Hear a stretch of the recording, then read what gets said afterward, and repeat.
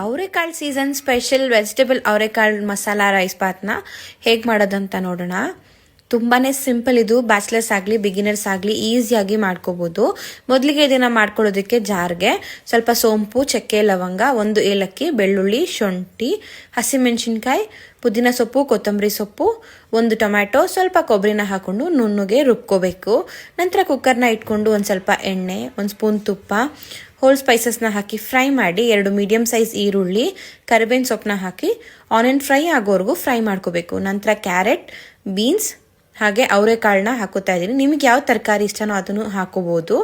ಉಪ್ಪು, ಸ್ವಲ್ಪ ಅರಿಶಿನ ಹಾಕಿ ತರಕಾರಿ ಚೆನ್ನಾಗಿ ಫ್ರೈ ಮಾಡ್ಕೊಂಡ್ಮೇಲೆ ರುಬ್ಬಿರೋಂಥ ಮಸಾಲೆನ ಹಾಕಿ ಹಸಿ ಸ್ಮೆಲ್ ಹೋಗ್ತಿದೆ ಅಂದಾಗ 2 ಗ್ಲಾಸಷ್ಟು ನೀರು, 1 ಗ್ಲಾಸ್ ಅಕ್ಕಿನ ಅರ್ಧ ಗಂಟೆ ನೆನೆಸಿಟ್ಟು ಹಾಕಿ ಮಿಕ್ಸ್ ಮಾಡಿಬಿಟ್ಟು ಕುಕ್ಕರ್ ಲಿಡ್ನ ಕ್ಲೋಸ್ ಮಾಡಿ 1 ರಿಂದ 2 ವಿಸಿಲ್ ತೊಗೊಂಡ್ರೆ ತುಂಬಾ ಟೇಸ್ಟಿಯಾಗಿರೋಂಥ ವೆಜಿಟೇಬಲ್ ಮಸಾಲ ಅವರೆಕಾಳು ರೈಸ್ ಬಾತ್